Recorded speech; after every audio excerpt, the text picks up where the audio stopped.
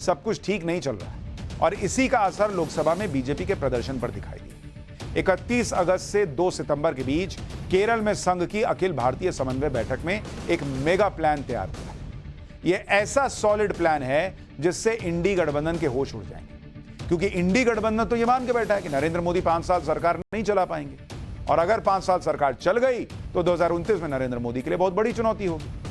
लेकिन बॉस, इंडी गठबंधन ना तो नरेंद्र मोदी को समझ पाया है, ना ही वो आरएसएस को समझ पाया है, क्योंकि इंडी गठबंधन जो सोचता है उससे 100 कदम आगे नरेंद्र मोदी और आरएसएस दोनों रहते हैं। संघ ने तो 2029 की तैयारी अभी से शुरू कर दी है, और ये ऐसी तैयारी है जिससे चौथी बार मोदी सरकार बनाने का ग्राउंड वर्क अभी से शुरू हो जाएगा।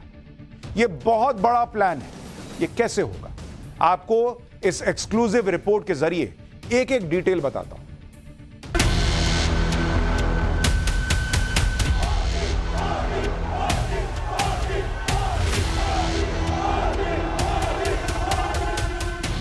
पीएम मोदी और संघ की जोड़ी ने बनाया मेगा प्लान। मोदी और संघ का प्लान 2029, इंडी का गेम ओवर। राहुल इंडी देखते रह जाएंगे, मोदी 2029 भी ले जाएंगे। 2024 के लोकसभा चुनाव में बीजेपी की कुछ सीटें कम हुई तो बीजेपी का आम कार्यकर्ता पैनिक मोड में आ गया था, लेकिन संघ तब भी संयमित था और आगे की प्लानिंग में जुट गया। हिंदुत्व की विचारधारा के साथ संघ ने अब मल्टी डायमेंशनल सोच के साथ काम करना शुरू कर दिया है और ऐसा प्लान तैयार किया है जिससे इंडी गठबंधन के होश उड़ जाएंगे, राहुल गांधी देखते रह जाएंगे और पीएम मोदी नेहरू तक को पीछे छोड़ देंगे। संघ का यह प्लान क्या है और कैसे एग्जीक्यूट होगा, उसके बारे में डिटेल से आपको बताएंगे। हाल ही में केरल में संघ की समन्वय बैठक हुई थी, जिसमें संघ प्रमुख मोहन भागवत के साथ बीजेपी अध्यक्ष जेपी नड्डा भी शामिल हुए थे। बैठक में भविष्य को लेकर मंथन हुआ और इसी मंथन से निकला वो प्लान जो 2029 की जमीन को तय करेगा। 31 अगस्त से 2 सितंबर तक चली बैठक में संघ से जुड़े 32 संगठनों के 300 पदाधिकारी शामिल हुए थे और इसी बैठक से निकला पंच सिद्धांत, जिसे भविष्य में लागू किया जाएगा। अब ये 5 पॉइंट्स क्या हैं, जरा ये भी देख लीजिए। पहला, हिंदू धर्म की सभी जातियों में पैठ बनाना, जाति जनगणना का मुद्दा। दूसरा, कुटुंब प्रबोधन के जरिए 30 करोड़ परिवारों तक पहुंचना। तीसरा, महिलाओं के लिए 33% आरक्षण जल्दी लागू करवाना। चौथा, संघ की छत्रछाया तले काम करेगी बीजेपी। और पांचवा, संघ और सरकार बेहतर तालमेल के साथ काम करेंगे। लोकसभा चुनाव के दौरान ही राहुल गांधी ने जाति जनगणना का मुद्दा उठाया था और लगातार उस पर बात कर रहे हैं। जाति जनगणना पर बीजेपी खुलकर नहीं बोल पा रही थी, लेकिन अब संघ की बैठक में जाति जनगणना के मुद्दे पर बीजेपी की दुविधा खत्म हो गई। संघ ने जाति जनगणना के मुद्दे का समर्थन करते हुए कहा कि संघ इसके पक्ष में है, लेकिन इसका चुनावी इस्तेमाल नहीं होना चाहिए। संघ के मुताबिक जातिगत जनगणना के आंकड़े संघ के पास हैं, सरकारी डेटा का इंतजार है। जातिगत जनगणना से हिंदुओं की हर जाति तक आसानी से पहुंच सके। संघ की योजना है कि 2029 तक हिंदू धर्म मानने वाली हर जाति तक पहुंचा जाए और हर जाति को प्रतिनिधित्व दिया जाए। यानी जो मुद्दा पूरे लोकसभा चुनाव में बीजेपी को परेशान करता रहा, उस मुद्दे पर संघ ने बीजेपी की दुविधा खत्म कर दी है। अब गेंद सरकार के पाले में है कि वो जाति जनगणना के मुद्दे पर आगे किस तरह से काम करती है। मेरा जो अनुमान है कि जातिगत जनगणना को लेकर के समाज में किसी प्रकार का टकराव ना हो, इसलिए संघ ने अपनी सैद्धांतिक सहमति उस पर दे दी है। बाकी संघ वाले जो सामाजिक समरसता के लिए काम करते हैं, सब समाजों में एकजुटता रहे, वो तो ये कहते हैं कि जाति तो छोड़ दीजिए, धर्म भी अगर आपका अलग अलग है तो धर्म से भी अलगाव कोई नहीं होता।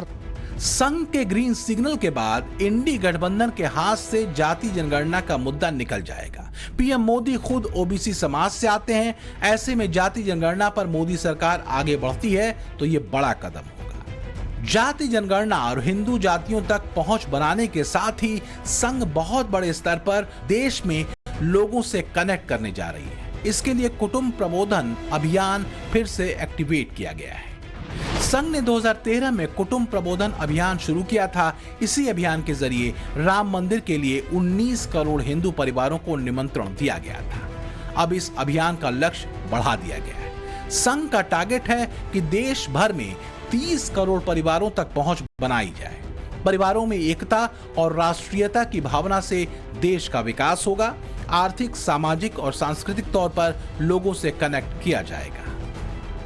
संघ की सारी प्लानिंग और तैयारी का लक्ष्य 2029 के लिए है। 2029 में फिर से नरेंद्र मोदी को प्रधानमंत्री बनाने के लिए अभी से काम शुरू हो चुका है। इंडी गठबंधन राज्यों के विधानसभा चुनावों में एकजुटता नहीं दिखा पा रहा है और संघ बीजेपी की सोच 5 साल आगे की है। इसी के तहत एक महत्वपूर्ण पॉइंट संघ ने तय किया है।